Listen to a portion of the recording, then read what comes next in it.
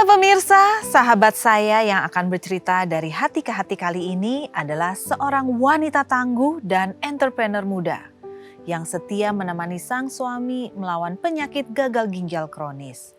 Video perjuangannya viral dan sudah ditonton sebanyak 3 juta kali di media sosial. Kebesaran hati dan kesabaran yang dimiliki oleh sang istri membuat ayah satu anak ini bersyukur dipertemukan dengan malaikat tanpa sayap. Inilah mereka, Riri Robiani dan Yasir Al-Habsyi.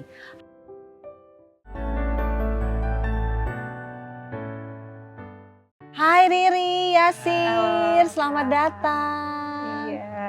Aduh, jadi pemirsa nih ya, mungkin kalau pemirsa lihat ini pasangan kayaknya baru kali ya menikahnya. Kayaknya masih imut-imut, masih seger-seger banget. Jangan salah, kalian sudah menikah dari tahun? 2014.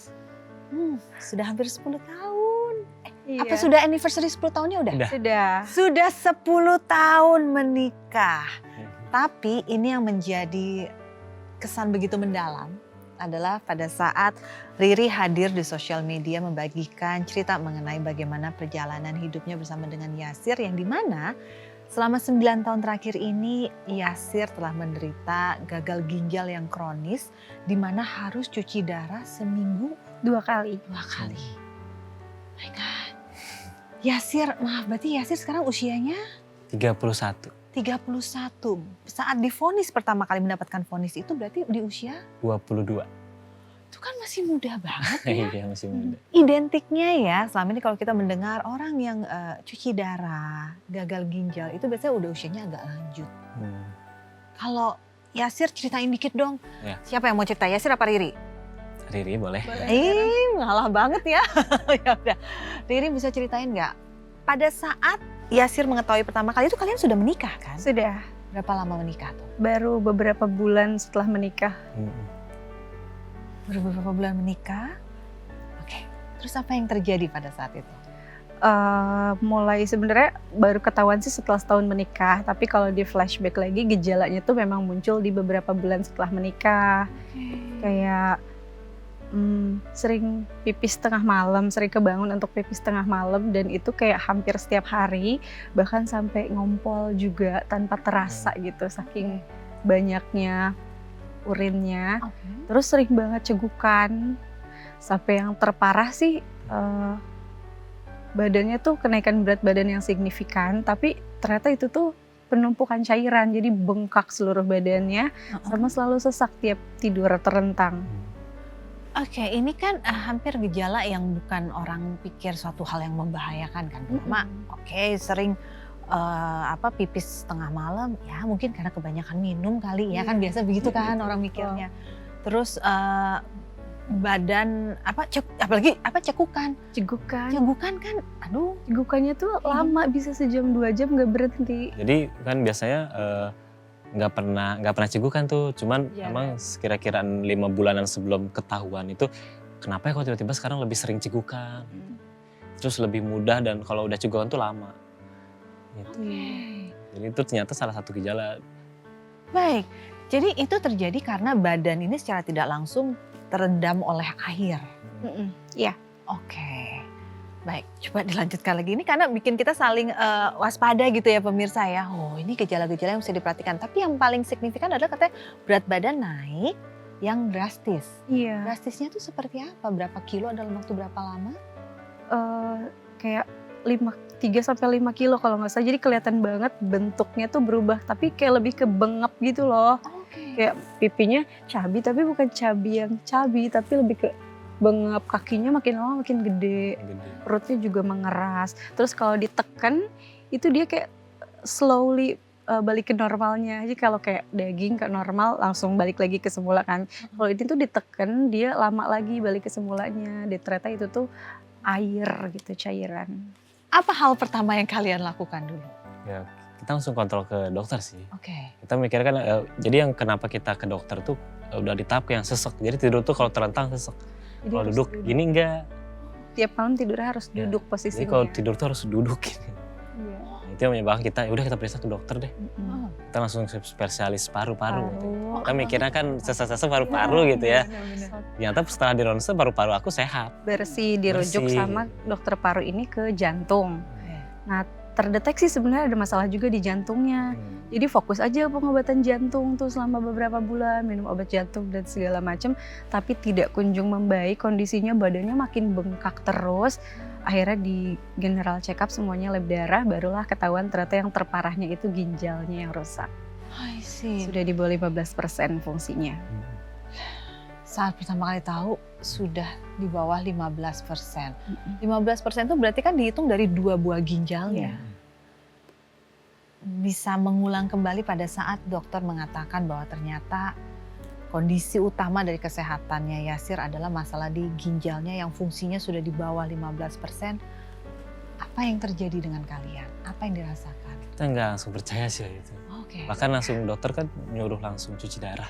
Kita kayak kok jadi gagal ginjal, kok jadi langsung harus cuci darah, ini gimana? Kita kaget banget sih. Kayak nggak percaya gitu, kayak menafikan lah apa yang udah dokter diagnosis gitu.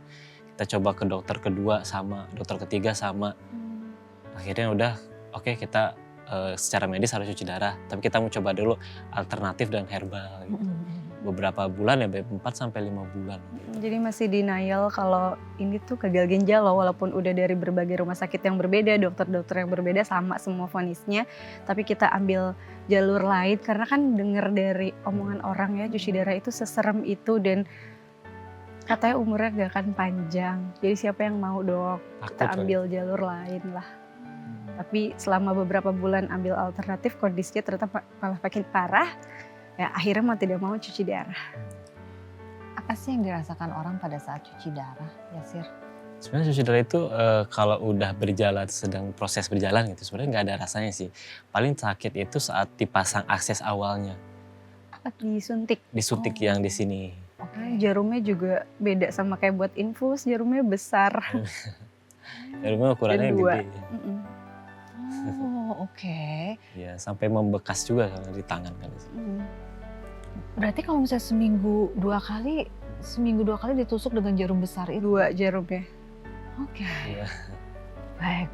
Baik. Jadi sudah sempat mencoba ke alternatif, ada masanya mendenial, tapi ternyata ya sudah memang begini jalannya. Kalau misalnya saya dapat informasi bahwa setelah melalui tahapan tersebut, ada satu momentum dalam perjalanan rumah tangga kalian di mana pada saat itu almarhum Mama Yasir ya, saat mengetahui malah bicara sama Riri untuk ya sudah dengan kondisinya Yasir mengakhiri perjodohan kalian, mengakhiri pernikahan kalian untuk bisa menjalankan hidup. Tapi yang mengejutkan adalah Riri menolak. Momentum itu masih teringat nggak? Sangat-sangat teringat sih. Justru saat itu aku merasa mertuaku adalah mertua yang terbaik di dunia. Karena anaknya punya kekurangan. Dia tidak ingin, karena aku kan anak orang lain ya, bukan anaknya beliau. Jadi dia tidak ingin membawa anak orang lain untuk ikut merasakan penderitaan bersama anaknya yang sakit. Jadi aku langsung ditawarin, Riri, ini bukan sehari 2 hari, pasti butuh waktu lama dan takutnya Riri gak kuat. Ayo mama anterin ke rumah orang tua, kita kembaliin lagi dengan baik-baik, tenang aja, kita gak akan benci sama Riri gitu. Jadi mertua nawarin untuk kembaliin aku ke orang tuaku. Kebetulan waktu itu kita baru 1 tahun juga. Iya, mumpung masih baru katanya. Sebelum mertua, mamanya Yasir menyampaikan itu ke Riri, sempat ngomong dulu nggak sama Yasir? Sempat, kita emang udah ngobrol berdua dulu sebelum ngobrol ke Riri gitu. Oh iya, ngomongnya gimana? Pertama mama sering nanya si Yasir gimana, Riri keluar apa enggak. Ya Yasir juga nggak mau egois mah, kita balikin lagi aja deh, baik-baik. Tapi janji ya kita nggak akan benci sama Riri gitu. Iyalah enggak lah. Udah nanti kita ngobrol, akhirnya mama duluan yang ngobrol sama Riri gitu. Jadi yang mencetuskan ide itu pertama kali adalah Yasir atau Mama Yasir? Yasir. Aku sih. Aku. Kenapa gitu Yasir? Apa yang terlintas waktu itu? Apa yang utama, aku nggak mau egois ya. Maksudnya aku tahu ini harus seumur hidup gitu. Ya aku sayang sama Riri, aku nggak mau orang yang aku sayang ikut menderita gitu. Maksudnya mumpung masih baru, mumpung masih muda juga, kayak nggak apa-apa kok aku mengalah gitu. Yang penting orang yang aku sayang bisa lihat dia bahagia aja, aku udah seneng gitu. Tapi waktu aku ngobrolin waktu itu pertama kali, dia malah marah. Iya, bukan marah gimana ya, cuma lebih ke nggak ada yang percaya kalau aku bisa mendampingi Yasir gitu. Walaupun kita masih terbilang muda ya, masih 20 tahun saat itu usianya, tapi ya ujian harus dijalanin, jangan dihindarin. Ayo aku temenin sakitnya. Pada saat Yasir mendengar, Riri menjawab, apa ya, saya sebutnya seperti ya tawaran untuk menjalin hubungan sendiri, lalu responnya Riri adalah menolak. Apa yang Yasir rasakan? Aku seneng banget sih sebenarnya, seneng banget. Tapi di samping seneng aku kayak ada khawatir juga gitu. Khawatir, takut dia pada akhirnya nggak kuat juga gitu. Aku mikirnya mungkin oke lah kita coba 1 tahun 2 tahun mungkin. Ternyata sampai sekarang aku mau 9 tahun sakit, dia masih di sini di samping aku. Tawaran itu masih terus ada hampir setiap hari, sampai almarhum mertua sebelum meninggal itu hampir setiap hari selalu menanyakan kabar Riri, kabar gimana, masih sanggup, capek nggak Riri, Masya Allah. Seperhatian itu mamahnya Yasir sama aku. Luar biasa sekali. Kalau udah capek bilangin aja katanya. Satu hal yang tadi membuat saya tidak bisa berkata-kata adalah pada saat pertama kali Riri dan Yasir mendapatkan informasi bahwa ternyata kondisi Yasir itu membutuhkan cuci darah terus-menerus sampai dengan hidupnya berakhir nanti. Tapi ternyata saat Riri ditawarkan untuk ya sudah, silahkan memulai hidupnya sendiri, mencoba mengawali hidup bersama dengan orang lain lagi, Riri memutuskan tidak, ini adalah satu jalan yang harus kita hadapi bersama. Jadi sudah menjadi keputusan bulat dari awal, dia memutuskan untuk bersama dengan Yasir. Tapi saya jadi bertanya-tanya, memang awalnya kalian tuh bertemunya gimana sih? Teman sekolah kah atau bagaimana? Kita ketemunya di sosial media. Sosmed. Oh ya, gimana caranya tuh? Ya biasalah angkatan 90-an kalau chatting Yasir sih yang awal. Jadi siapa yang ngontak siapa pertama kali? Ya. Kalau kita nggak tahu kapan bertemannya, tapi aku yang ngontak duluan sih ya. Jadi bukan karena temannya siapa kan? Enggak, ngajak kenalan aja via chatting online. Oh ya? Iya. Oh oke. Dan itu berapa tahun sebelum menikah? 3 ya Beb? 3 tahun. 3 tahun sebelum 2011-an. menikah. Oke, melalui sosial media, lalu dilanjutkan lewat chatting sampai akhirnya bertemu. Iya. Apa yang memutuskan Yasir untuk oke, Riri adalah jodoh saya, dan begitu pun dengan Riri terhadap Yasir? Iya, nggak dijelaskan Beb. Sebenarnya untuk menikahnya juga di luar prediksi ya, tidak ada rencana menikah semudah itu kalau untuk Yasir. Tapi kalau untuk Riri, kan memang dari keluarga yang tinggal di kampung, yang kalau anak perempuannya anaknya udah 20 tahun sudah ayo cepet nikah, siap-siap. Jadi bahkan kalau kayak buka lamaran lah, siapa yang mau lamar anak saya, ayo nikah gitu. Ya aku kasih tau lah, soalnya kan Yasir masih muda banget dan masih punya kakak juga, ini kayaknya nggak mungkin nih bisa diajak nikah sekarang. Ya aku putusin, aku mau nikah tahun ini, jadi siapapun yang lamar aku duluan aku nikah gitu. Ya datanglah dia langsung melamar. Jadi pas melamar kita udah putus, udah bukan pacar. Jadi aku langsung datangnya, malah kan aku saat mau ngelamarnya ketemunya sama orang tuanya bukan sama Riri. Bahkan kita tidak ketemu saat Yasir melamar aku, jadi Yasir langsung datang ke orang tua. Diputusin langsung merasa ini bisa kehilangan harta yang sangat berharga nih untuk saya nih. Iya. Jadi akhirnya dilamar. Mm-mm. Waktu Riri tahu pertama kali, ternyata Yasir malah melamar. Iya. Gimana itu rasanya? Ya, dilamar oleh orang yang sudah kita kenal dan kita suka, jelas-jelas kita sudah tahu karakternya seperti apa, ya nggak ada alasan untuk nolak dong. Kenapa harus dijodohin kalau yang kita suka langsung datang? Memang luar biasa. Yasir dalam 10 tahun kebersamaan, berarti dengan masa perkenalan dari awal berarti hampir 13 tahun bersama. Apa yang Yasir rasakan dengan kehadiran Riri dalam hidup Yasir? Apa ya, apalagi semenjak aku sakit ya, Riri tuh udah kayak apa ya, aku kayak ada yang kurang kalau nggak ada Riri. Kita bisa sangat yakin 10 tahun ini nggak pernah lebih dari 2 hari berpisah. Kita selalu bersama kemanapun, kapanpun. Ya kan, Beb? Ya karena kan sejak sakit udah nggak kerja ya, jadi kita benar-benar hampir selalu bersama-sama, tidak terpisahkan. Bukan cuma kamu yang ngerasa kurang kalau nggak ada aku, tapi aku pun kalau nggak ada Yasir ya nggak bisa. Nah, ini kan tadi Riri bilang Yasir sejak divonis sakit tadi tidak bisa kerja. Lalu menghidupi keluarga gimana?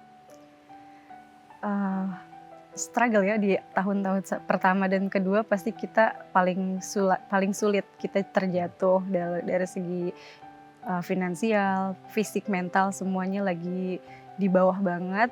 Alhamdulillahnya masih sangat disupport oleh keluarga Yasir, keluarga Riri, Masya Allah sangat-sangat menjadi pagar kita, melindungi kita dari segala kekurangan. Masih kayak untuk obat-obatan di cover oleh keluarganya Yasir. Kalau kayak kita ada butuh apa kurang, ada keluarga lah yang mengcover. Di tahun kedua baru kita bangkit, dipinjemin modal sama mertua, buka warung kecil-kecilan di depan rumah. Memang kalau orang gagal ginjal itu memang berat ya, secara fisik penurunannya terasa sekali ya Yasir ya? Lumayan sih. Apa yang paling dirasakan dalam kesehariannya? Paling gak enak tuh kalau udah adanya penumpukan cairan sih. Oke. Misalkan aku lagi agak berlebihan minumnya gitu, itu badan tuh kayak mulai agak bengkak. Terus perut udah agak kayak begah gitu, napas udah kayak agak berat, itu udah gak enak. Yang paling ditakutin sih sesek sih. Gitu. Jadi nggak bisa secapek orang sehat, karena kan tensinya juga tidak stabil, minum dibatasi. Jadi kan kalau terlalu capek, takutnya minumnya kebanyakan. Nanti kalau minum kebanyakan bengkak badannya, bisa sesek juga. Jadi ya tidak bisa senormal orang normal gitu kegiatannya. Baik. Saya mendapatkan informasi bahwa selain mulai diawali dari warung kecil, lalu Riri juga alhamdulillah semakin aktif di sosial media. Iya. Tidak hanya untuk berbagi kisah, tapi juga membantu orang-orang mengenali. Kayak saya sendiri tadi waktu tahu, di usia semuda itu bisa ya? Oh, gejalanya seperti itu ya, hal-hal kecil ringan yang mungkin kita tidak pernah anggap sebagai hal yang besar, ternyata itu menjadi indikasi-indikasi awal yang harus diperhatikan. Riri, mumpung ada kesempatan di sini, kalau ingin menyampaikan kepada pemirsa, ini loh yang harus diperhatikan. Kita tidak pernah tahu gejala-gejalanya seperti apa, lalu kalau misalnya ke dokter, apa yang mesti kita minta untuk dites? Nah, dari perjalanannya Yasir dan Riri, apa yang bisa disampaikan? Kenali diri sendiri, gejala apa yang misalnya ada sesuatu yang tidak beres dengan tubuh kita. Karena penyebab gagal ginjal itu kan yang terbanyak dari hipertensi sama diabetes, dan itu tuh kan sama-sama penyakit genetik. Jadi untuk teman-teman yang mungkin di keluarganya ada riwayat di keturunannya punya penyakit diabetes atau hipertensi, harus lebih aware lagi, jaga tensi dan gulanya. Kayak contohnya Yasir kan dari hipertensi yang telat ketahuannya kan, jadi kemungkinan dari remaja tuh udah darah tinggi, tapi karena tidak pernah cek kesehatan, nggak punya alat tensi di rumah, jadi nggak pernah ketahuan sampai udah gagal ginjal. Jadi ya harus dilakukan antisipasinya adalah pertama, punya alat tensi kalau bisa di rumah, biar bisa setiap hari cek tensi darahnya, soalnya si hipertensi ini silent killer ya, dan dia tanpa gejala berarti. Terus pola hidupnya diperbaiki, kayak yang sering begadang, kurang olahraga, makanan minuman yang tidak sehat dibatasin, pola hidup, pola tidur, pola makan, pola minum yang sehat. Jangan stres, olahraga yang cukup. Ya, Benar, setuju sekali ya. Sangat ringan tapi sulit sekali loh dilakukannya. Aduh, pingin kita hidupnya tuh selurus dan sedamai itu, tapi terkadang keadaan hidup tidak bisa membiarkan Iya. kita seperti itu. Tapi saya tuh masih dibuat sangat terkagum-kagum dengan bagaimana Riri hadir di dalam hidupnya Yasir. Dengan semua bentuk komitmennya, dengan semua bukti nyata dalam hidup bahwa ini udah pilihan saya, ya sudah saya akan ikutin dengan semuanya. Lalu salah satu yang pernah saya lihat adalah dari saya agak lupa antara YouTube atau sosial media lainnya. Riri ini termasuk yang sangat menjaga perasaannya Yasir. Apabila ada komentar-komentar negatif langsung otomatis dihapus. Apa yang menjadi pertimbangannya? Perasaan Yasir itu yang paling sangat aku jaga. Aku sangat tidak ingin ada orang yang menyakiti hati Yasir. Maksudnya aku berusaha bertahun-tahun menjaganya, jangan sampai dirusak mentalnya oleh satu orang aja yang tidak tahu apa-apa tentang kita. Kayak Yasir itu paling sering di komentarin tentang fisiknya. Orang yang tidak tahu kalau penyakit gagal ginjal itu sangat ngaruh ke fisiknya, perubahan fisik yang signifikan yang dijadiin bahan hujatan komentar buruk untuk orang-orang ke Yasir, kayak hujat fisik Yasir, kayak kulitnya gosong banget, matanya kok kuning kayak gitu. Nah, itu langsung aku hapus biasanya. Jadi takutnya mentalnya Yasir juga drop. Maksudnya Yasir tahu kekurangannya, tapi nggak usah ditegaskan lagi. Yasir tahu Riri melakukan hal itu. Tahu. Tapi dari sisi Yasir sendiri, seberapa besar sih efek komentar orang yang ada di dalam sosial medianya Riri? Awal-awal kita terjun ke sosial media gitu ya, itu sangat berdampak banget sih jujur. Kayak benar-benar kayak ngedown banget mental itu. Tapi semakin kesini semakin kita terbiasa ya, dan ini resiko, salah satu resiko kita bermain sosial media gitu. Ya udahlah, kita nggak usah ambil pusing, jadi dihapus aja langsung gitu. Tapi kalau awal emang berdampak banget sih. Pada saat kamu melihat lalu itu melukai perasaan kamu menyampaikan nggak ke Riri? Atau Riri inisiatifnya sendiri, ini akan menyakiti Yasir? Enggak, aku nggak nyampaikan, dia inisiatif sendiri. Jadi kamu nggak pernah, ini inisiatif dari Riri aja? Gak usah bilang ada komentar itu, jangan sampai Yasir tahu. Tapi kadang Yasir duluan yang baca.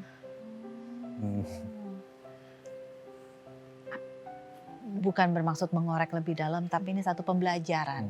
Karena memang kita tahu saat ini jari manusia itu bisa menjadi lebih tajam dari apapun, dan mereka merasa mereka memiliki kebebasan dan keleluasaan untuk berkomentar tanpa mengetahui banyak mengenai seseorang ataupun konten apa yang sedang mereka komentarin. Dari perasaan Yasir, saya ingin tahu dari point of view-nya Yasir. Apa yang dirasakan pada saat membaca komentar apa, dan seandainya bisa menyampaikan sesuatu kepada yang memberikan komentar negatif itu, apa yang ingin disampaikan? Untuk yang komentarnya negatif gitu ya. Ya sebaiknya sih kalian cari tahu dulu sebelum berkomentar gitu. Dan kalian setidaknya apa yang kalian ketik itu akan perasaan yang orang baca itu akan gimana sih itu. Kan rasa sakit itu, sakit hati baca komentar itu kadang ngobatinnya susah ya. Kita walaupun udah dihapus, kita hapus nih komentar, tapi tetap terngiang-ngiang dalam pikiran kita gitu. Apa iya gitu, apa gitu. Gitu aja sih. Jadi sebaiknya sih untuk semuanya lah ya. Sebelum kita berkomentar itu di sosial media itu ya benar-benar kita harus pikirkan dulu kira-kira komentar kita ini akan menyakiti atau enggak gitu. Susah ya. Susah juga ya. Tapi kita jangan putus asa. Karena kembali lagi kita tidak pernah tahu efek memutus rantai ya bullying secara kata-kata, secara sosial media ini akan kapan hasilnya kalau bukan orang-orang kayak kita yang mengetahui bahwa efek itu sangat negatif dan sangat buruk dalam hidup seseorang, kita yang mau tidak mau melakukannya terus-menerus untuk menghentikan hal tersebut. Tapi bukan cuma Yasir sih yang dihujat, aku juga sering. Cuma aku lebih fokus ke hujatan ke Yasir. Kalau aku nggak terlalu ini diambil pusing. Ada yang menghujat kamu? Ada. Awal-awal sih dulu. Ngomong apa? Istrinya jahat banget, suaminya sakit, dieksploitasi.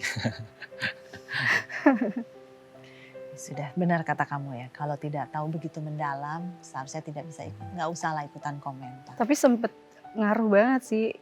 Sempet kita di awal udah aku nggak akan bikin Iya. konten apapun lagi. Sempet sengaruh itu. Dia Udah nggak aku mau tidak lagi. akan bikin konten apapun lagi.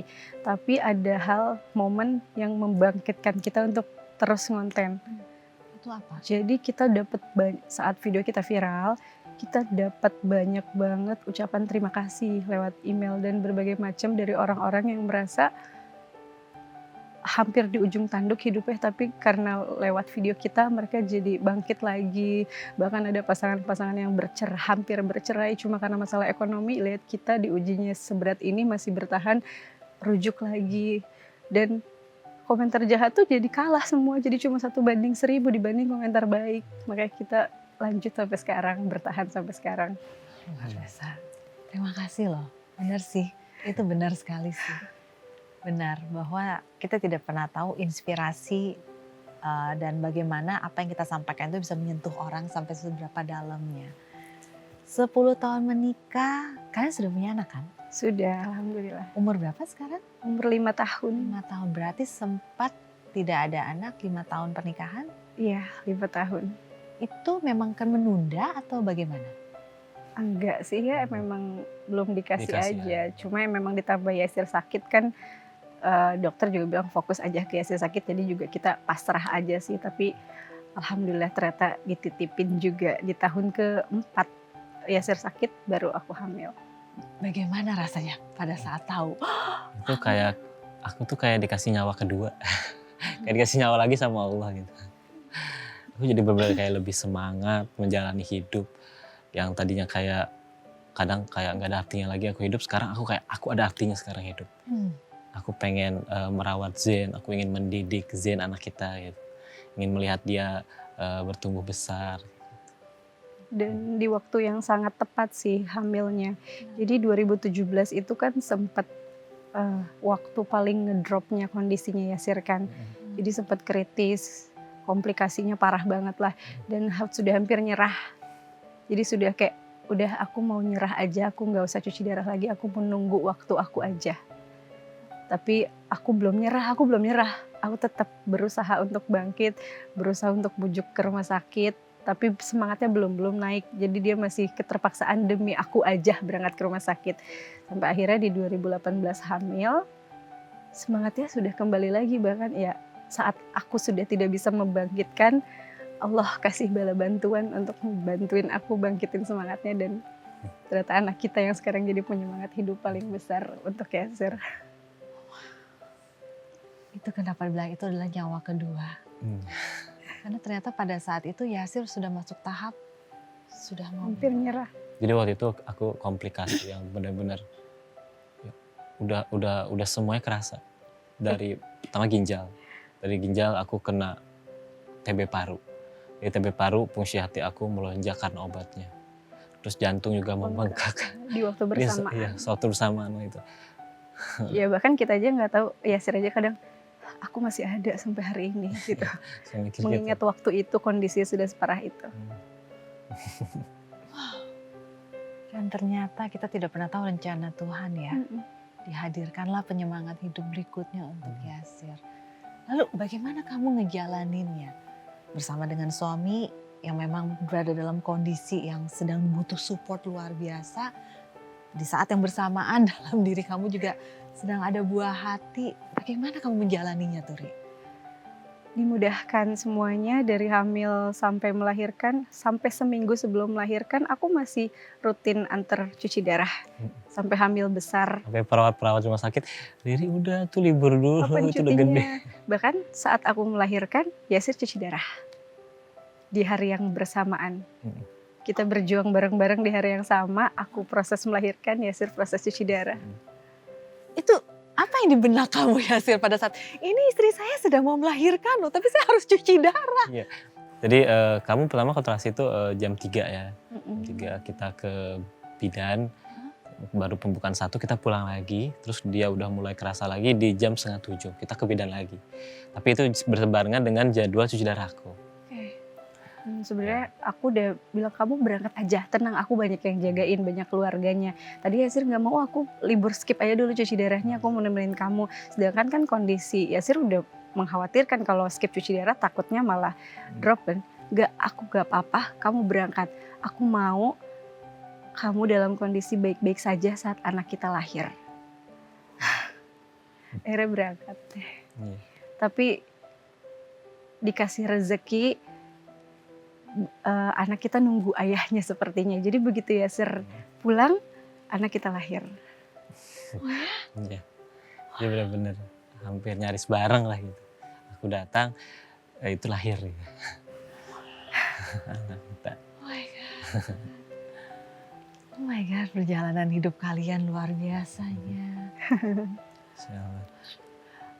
Antara rasa bahagia melihat buah hati, ada tidak pemikiran kecemasan dalam diri Yasir juga?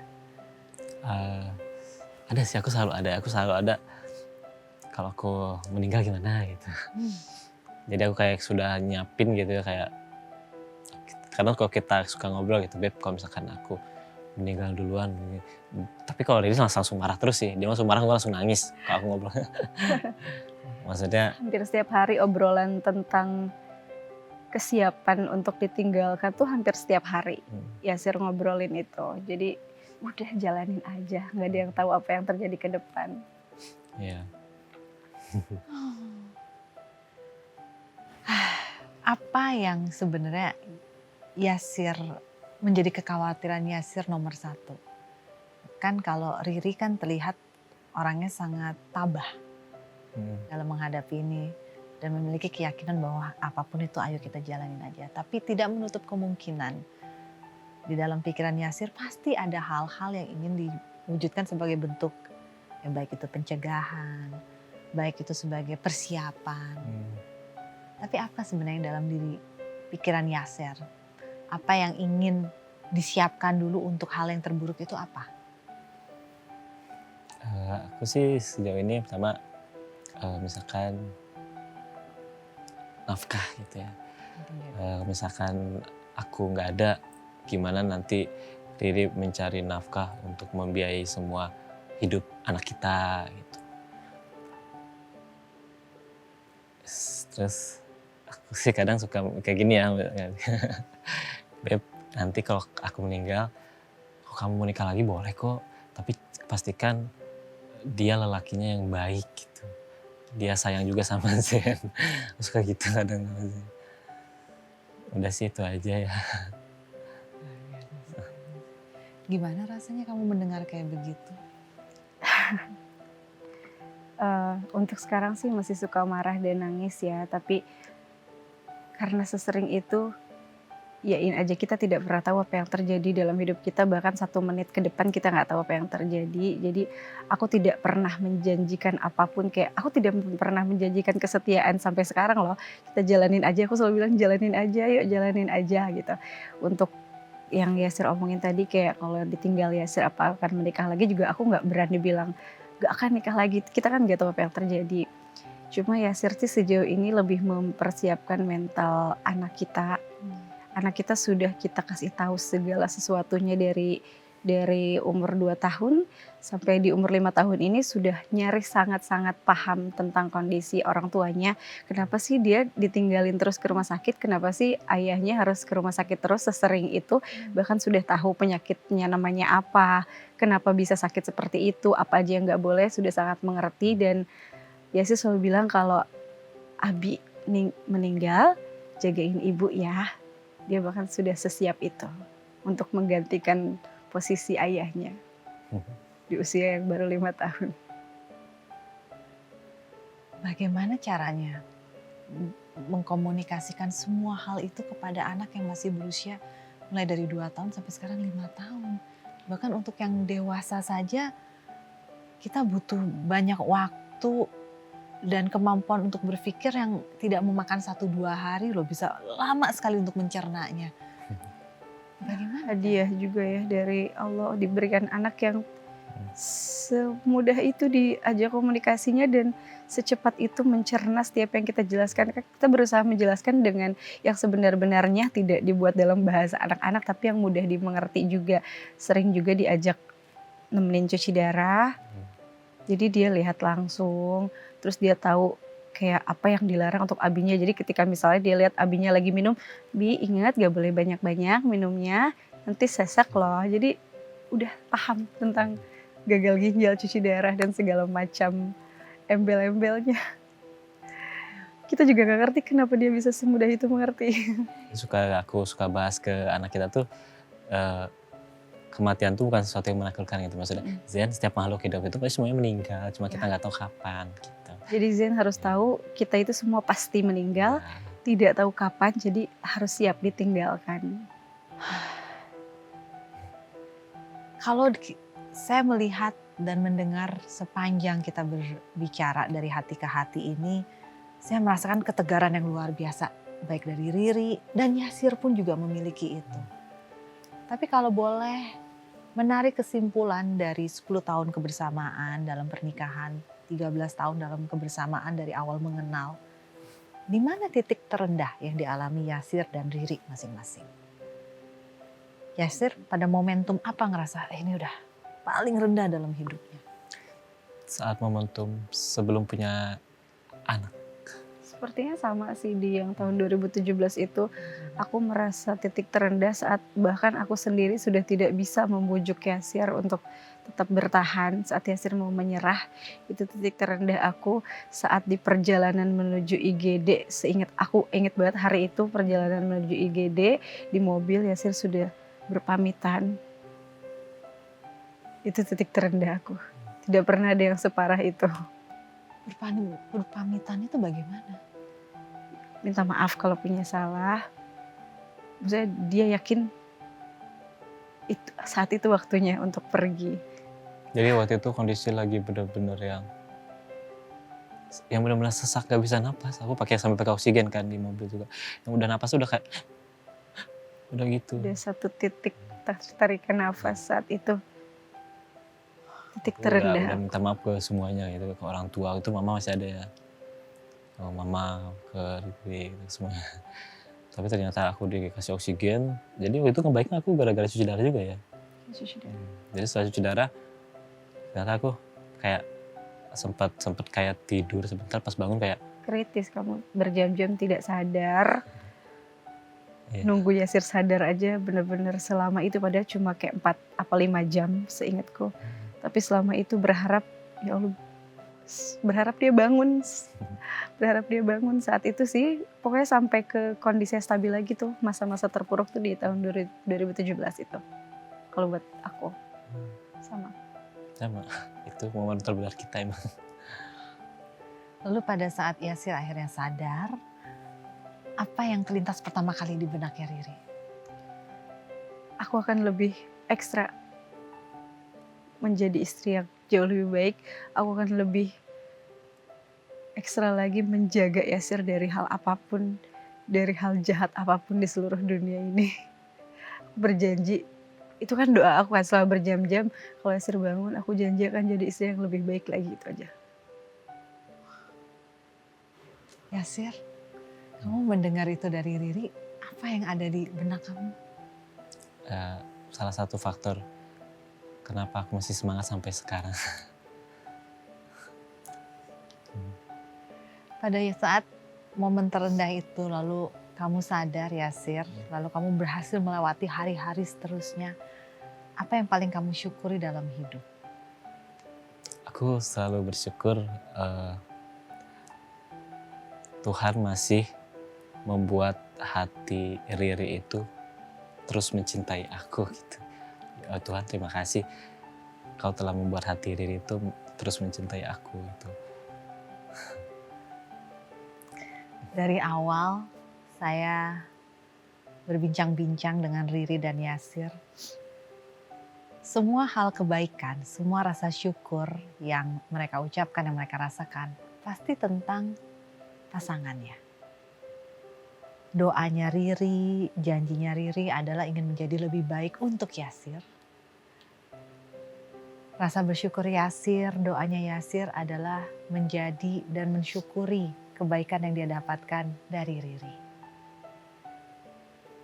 Pasangan yang sangat luar biasa. Yang bahkan saya dari tadi mendengar Riri bahwa pokoknya saya akan jagain Yasir, saya jadi istri yang lebih baik. Kembali lagi, dia hadir untuk Yasir. Yasir mensyukuri segalanya karena Riri.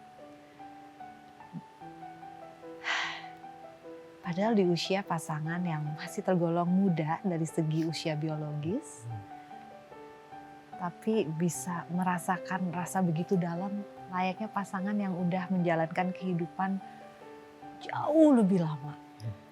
Di saat kita lihat banyak pasangan-pasangan muda itu mudah sekali menyerah loh. Kalau boleh berbagi tips, berbagi pelajaran mungkin kepada pasangan-pasangan di luar sana, apa yang bisa menjadi kekuatan kalian? Bisa nggak dijadikan satu kesimpulan yang singkat saja? Kekuatannya sebenarnya Yasir tanpa sadar aku adalah didikannya Yasir. Yasir sudah sangat baik mendidik aku sebagai seorang suami, mendidik istrinya. Aku diajarkan oleh Yasir pentingnya rasa syukur. Karena sabar, ikhlas itu susah. Tapi kita bisa mulai dari syukur. Jadi kayak apa yang harus disyukuri? Yasir diuji dengan ginjalnya yang rusak. Dicabut nikmat kesehatan ginjalnya diambilkan. Tapi masih disisain semua organ tubuh yang masih berfungsi dengan baik. Jadi kenapa kita harus sibuk mengeluhkan satu yang hilang sampai lupa melupakan masih banyak yang disisakan. Jadi cuma rasa syukur aja sih yang menguatkan sampai saat ini. Pasti selalu ada yang bisa kita syukuri setiap harinya, pasti ada, tidak mungkin tidak ada. Yasir ada yang ingin ditambahkan? Ya. Intinya dalam rumah tangga itu kita sama-sama belajar gitu ya. Kehidupan itu kedepannya akan lebih berat lagi. Tapi gimana seorang suami istri itu dia komunikasinya yang penting. Dan intinya dalam hidup ya kita harus jangan mau macem-macem gitu. Jadi syukuri apa yang kita punya, jangan lihat apa yang orang punya. Iya, jangan jadikan standar kebahagiaan kita pada nikmat orang lain. Pasti tidak akan cukup terus.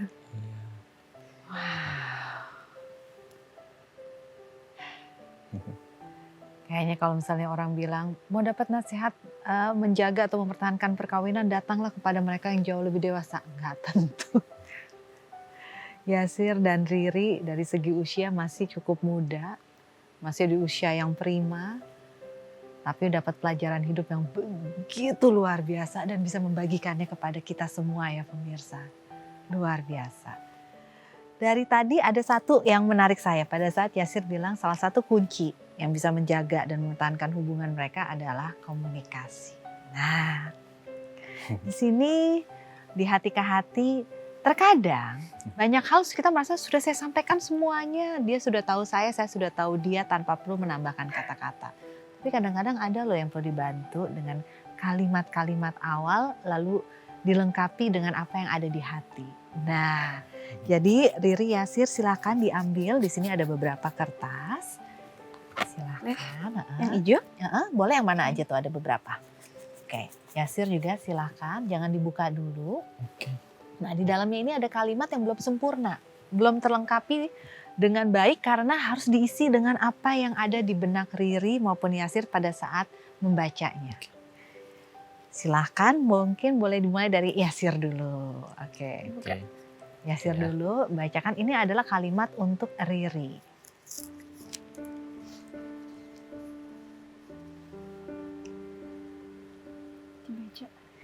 Jika kamu pergi lebih dulu, aku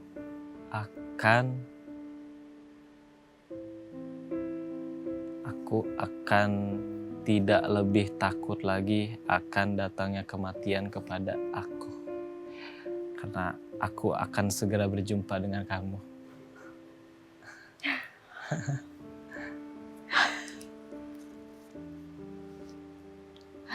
Gimana rasanya Riri denger itu? Aku selalu bilang, aku selalu berdoa. Kalau umurku panjang, boleh gak sih umurku yang panjang itu dikasih aja ke suamiku. Jadi aku pengennya aku duluan kalau ada salah satu dari, kalau bisa milih ya, salah satu dari kita yang duluan lebih baik aku duluan. Karena duniaku tidak akan baik-baik saja kalau misalnya gak ada dia. Anak kita belum tentu dididik dengan baik kalau cuma aku aja. Anak kita butuh ayahnya yang mendidiknya dengan baik. Jadi kalau bisa request gitu, aku dulu aja. Kalau umurku panjang, kasih suamiku aja umur panjangnya. Aku selalu berdoa itu. Yasir sudah sangat siap kalau pembahasan soal kematian sepertinya secara mental.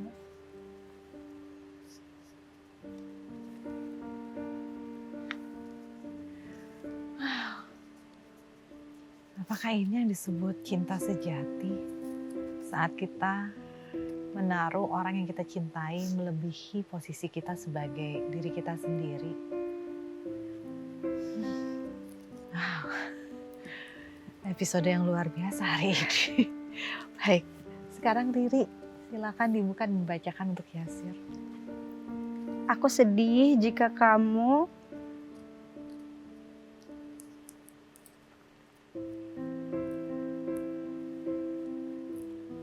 menyerah.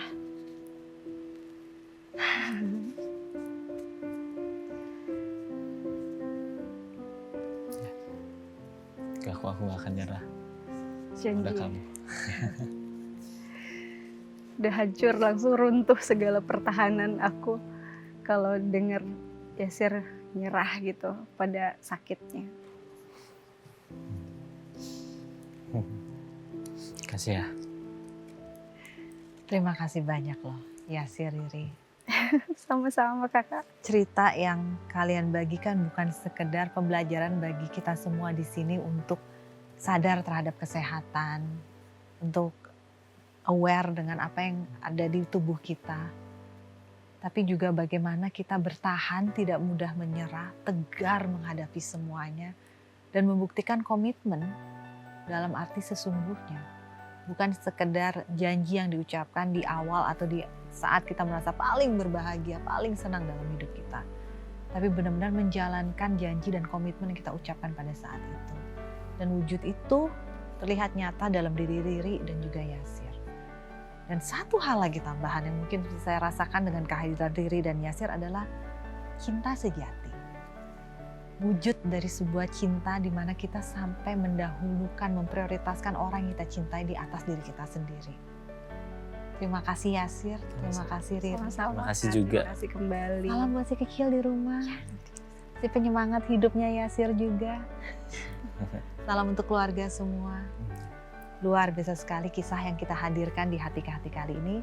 Semoga memberikan inspirasi bagi Anda. Saya yakin, karena saya juga merasakannya, rasa yang saya dari tadi belum bisa menemukan kata-kata untuk menggambarkan apa yang sedang terjadi dalam diri saya setelah mendengarkan cerita dari Yasir dan Riri ini. Terus menginspirasi, tidak usah peduli dengan kata negatif. Seperti Riri bilang, satu yang negatif ada 1000 yang positif. Karena 1000 orang lainnya tersentuh bukan hanya dari apa yang disampaikan Riri, tapi menjadi sumber kekuatan dan inspirasi buat mereka semua yang tengah menjalani masa cobaan untuk diri mereka masing-masing. Terima kasih. Dan terima kasih pemirsa untuk kesempatan hari ini. Kita berjumpa di lain kesempatan. Sampai jumpa.